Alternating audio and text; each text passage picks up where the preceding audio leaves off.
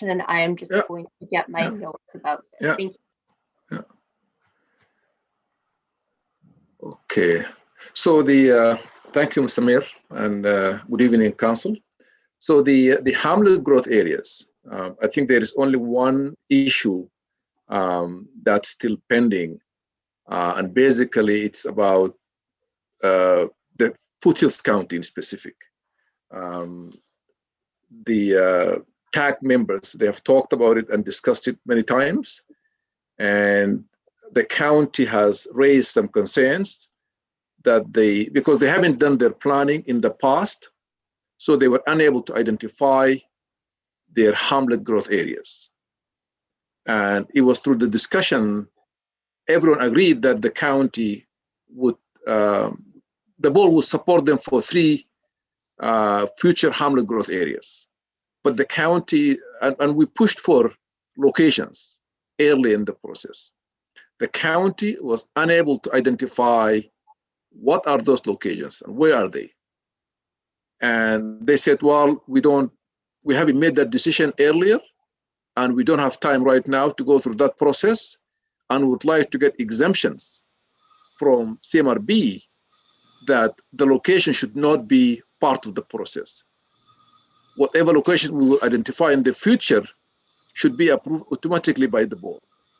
And the only review through the board will be on the criteria, the proposed development, the servicing, and all other components that come with it. But the locations should never be included in the plan and in the review and approval process.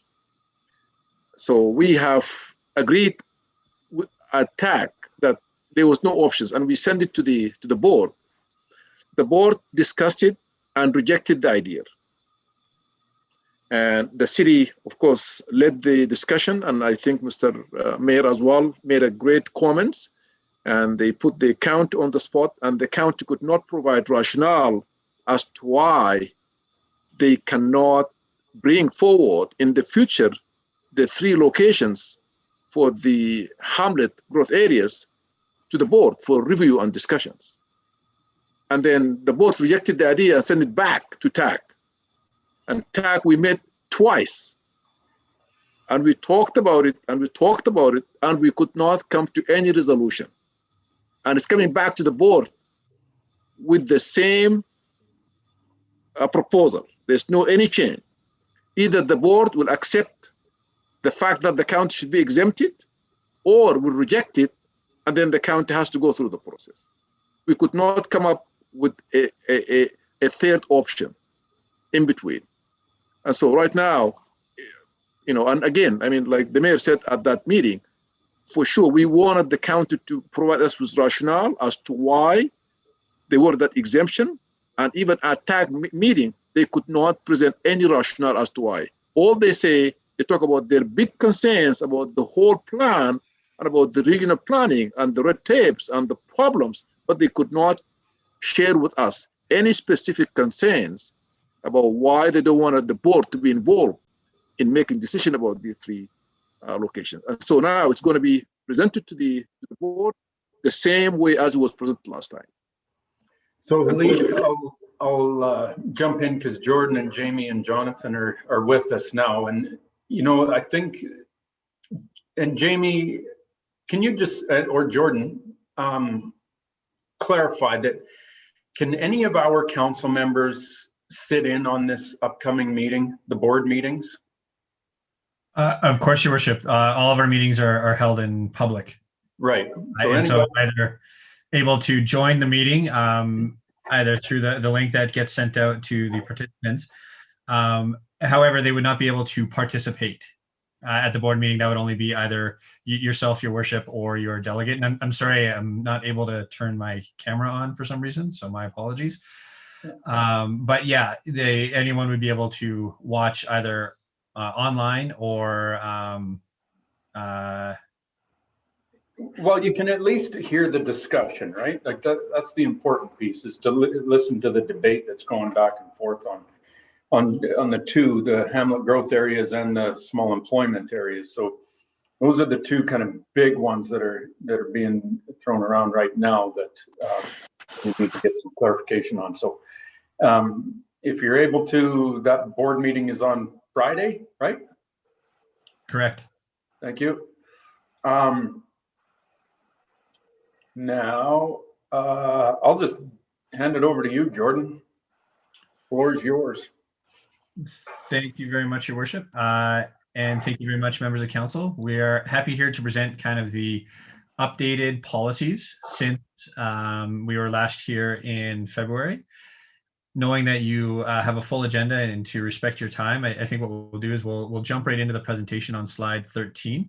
And I'll ask Jonathan to start the presentation, Jonathan Smith of HDRC. If we can get the presentation up on the screen, or are we sharing that, or is it being shared by High River admin? You can go ahead and share it, Jordan. Okay. Jonathan, are you able to do that? I think so, if I have permissions.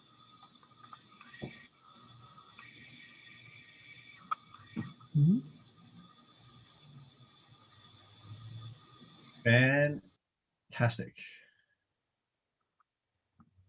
Can everyone see that and hear me? You bet. Thanks, Jonathan.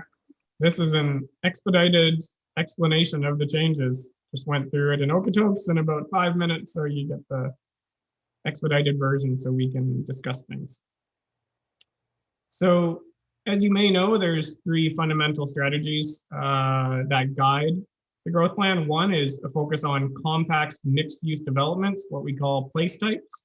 Secondly is directing urban-style development to preferred growth areas. It says joint planning areas here, but it should be expanded to be all preferred growth areas, which include urban municipalities, the 7 of them, hamlet growth areas. There's also 7, as well as 4 joint planning areas. And then thirdly, traditional rural areas can be reinforced with a focus on clustered country residential development and preservation of agricultural and I'd add environmental areas, as well as appropriate commercial areas and hamlets. So you may be familiar with this map, as was perhaps discussed just earlier. There are elements of it which include the preferred growth areas, which are made up, as mentioned, of the 7 urban municipalities, the 4 joint planning areas, and the 7 hamlet growth areas. Changes since we presented last time include an expansion of the Bragg Creek hamlet growth area to include an identified expansion area, which is to the south. It's approximately a quarter section. And the joint planning area within High River, Okotoks, and Foothills, as you may know, was split from being 1 JPA to being 2. So we recognize them casually as JPA 3 and JPA 4, and a minor boundary adjustment there. So as mentioned, the growth plan is encouraging and directing future growth within the region towards these 3 preferred place types, which include infill development. It's always better to build on what you have, mixed use, TOD, which is transit-oriented development, and then master plan communities, all with an emphasis on trying to mix more so within the region, jobs and housing. So just to summarize the growth opportunities within the various municipal types. So on the left here, you have towns and cities. So they have opportunities, obviously within their urban areas, which also include joint planning areas around the edges. And if we go down to the bottom there, the proportion of preferred place types is 90% for Calgary, and then 75% for the other urban municipalities. And then on the right-hand side of your screen is the opportunities within the rural areas, including 60% preferred place types within hamlet growth areas. You as well have the densities. So here, which are within the policies, so a high of around 20 dwelling units per acre to a low of 3.5 within hamlet growth areas. Moving along here, just some key policy changes. as was mentioned by your Mayor Snodgrass, there is proposed policies now for small employment areas proposed at 20 acres in size and not within 2 kilometers of an urban municipality unless otherwise stated within an intermunicipal development plan. There has been added criteria as well that employment areas may be permitted outside of preferred growth areas under a number of conditions, as well as allowance for expansion of hamlet growth areas, clarification on context studies, and then some other clarifications. There are other sections to the growth plan. I was focusing earlier here on the growth management section. Within the economic well-being section, there's a small addition to ensure that active transportation requirements don't just apply to MDPs, but also all stat plans. Within water stewardship, there's additional policies on water efficiency. Within shared services optimization, there's been a lot of discussion on planning and protection for regional corridors. That includes multi-use corridors, infrastructure corridors, and so additional policy language is proposed here. As you may have followed, the growth plan stems from an extensive analysis by HDRC in terms of how the region can reach the next 1 million people and 500,000 jobs. And so the analysis and the details on that scenario have been provided within a new Appendix A. And that concludes my presentation. Stephen Power usually goes through the servicing plan. Jamie, do you want to cover this or should we ask for questions now? Whatever works for the mayor and council is good for me. Yeah, Jamie's able to present to the servicing plan, so we can stop here and do questions on the growth and go to servicing, or either or. Why don't we just finish all this up, Jamie? If you go ahead on servicing, and then we'll come back and go through questions at the end. Sounds great. Thanks, Mayor Snodgrass. So Jonathan, if you don't mind, I'll just cue you to advance the slides. Yep, not a problem. Thanks.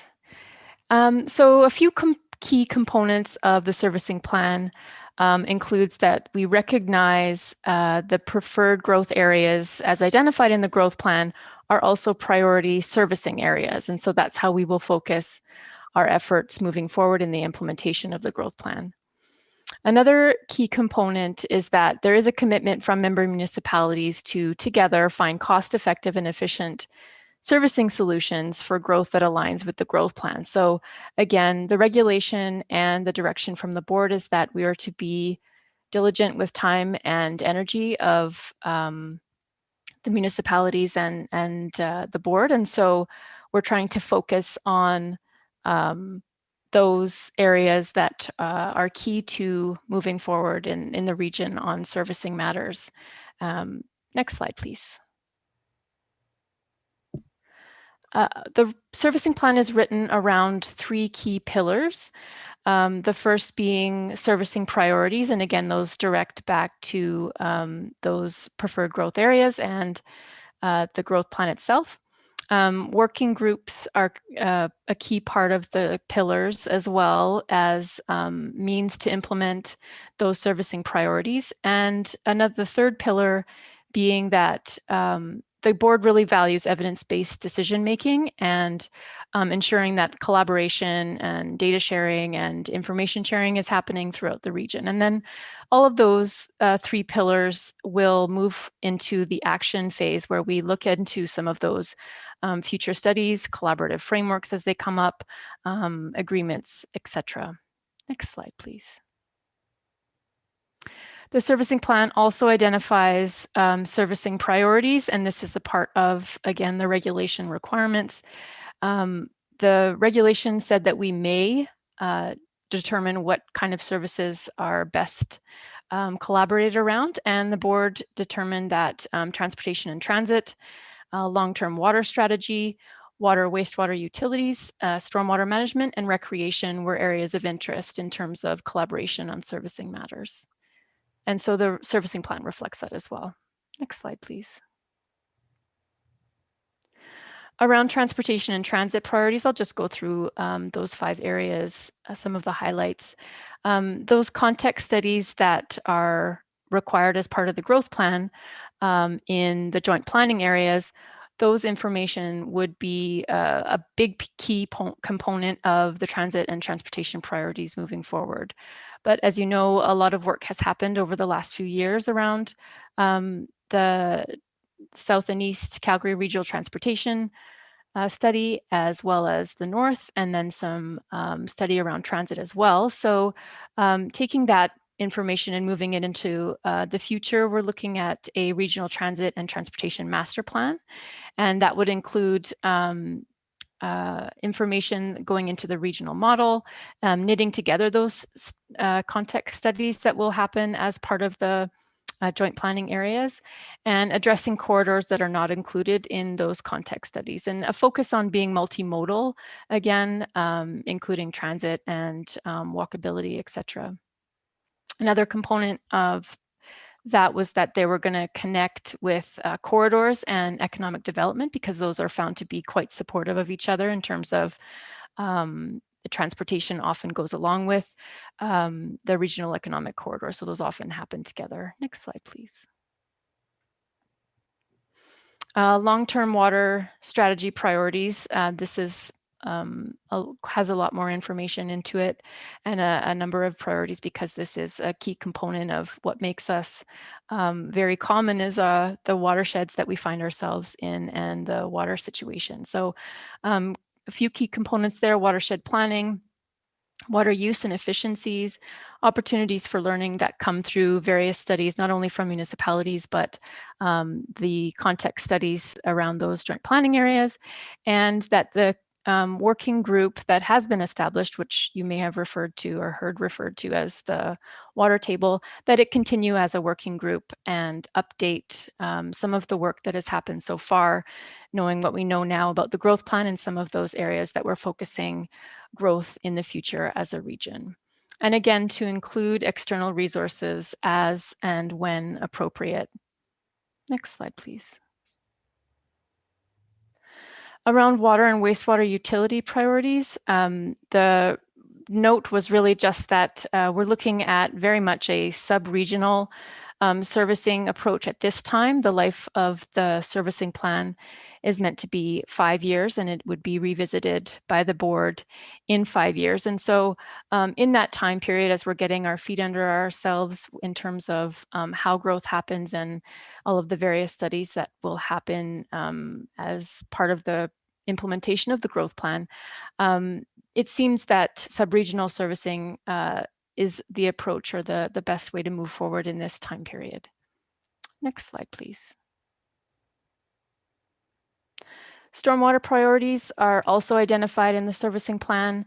Stormwater use and water reuse has come up a number of times in conversations with the board, and there is some work happening at the Government of Alberta level, but this is a key component or a key area for municipalities in the region that would like to find innovative ways to not only manage stormwater, but consider some of the water shortage that we find ourselves in from time to time here in the region, and what may continue into the future.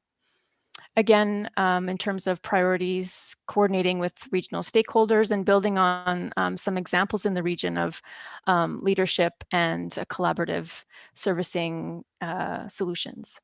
Again, those context studies that will happen in JPAs will also identify some of those sub-regional gaps in conveyance or drainage as they may be present or not, and identifying also water quality concerns and any capacity of receiving waters issues that might come up through context studies.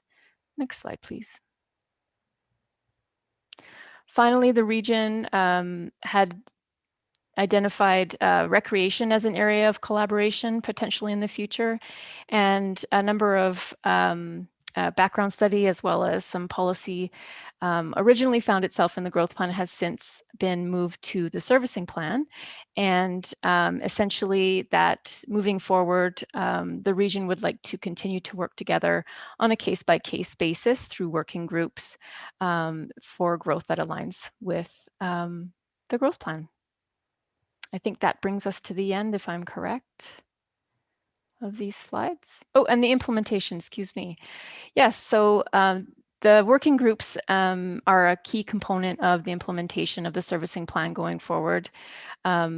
And again, the regional stakeholders you'll see providing input as required, and of course, continuing with the many municipal and consultant experts that come up from time to time on these regional servicing matters.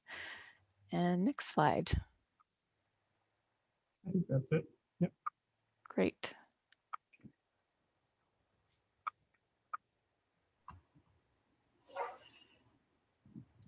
Perfect. Thanks, Jamie and Jonathan. Open it up for questions on any of these, or if you folks are into it, overall CMRB questions, the stuff you all love. Hey, pros and cons, whatever.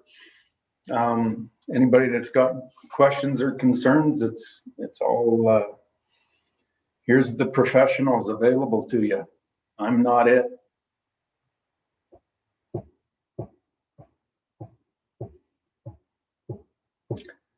I see nothing. You guys are rock stars. Jordan, you got any comments? Easier than Okotoks, huh? Well, I guess maybe it's just maybe my past career where I'm pessimistic. Too easy.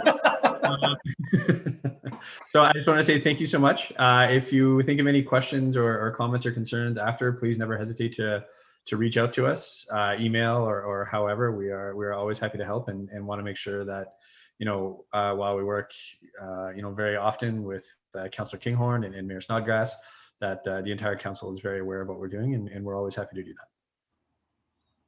Awesome. Thanks for bringing this to us, and we'll get the links to the meeting for all the council to attend on Friday. And, you know, these last few items here are pretty important conversations that the board is having right now. And, you know, we got to find a way through this to get to the end goal and get the vote done and move on and get this thing rolling. So that's the important thing right now. So, thank you very, very much. You can go back to Okotoks now. Take care and have a great evening. I'll take the day off. Thank you so much. Yeah. Take care, everyone. Thanks, Jonathan. Thanks, Jamie. Thanks, Jordan. Bye-bye. See ya. Bye-bye. Nothing further from council. Meeting adjourned 4:54. It's a good motor, gas guzzler. See you later.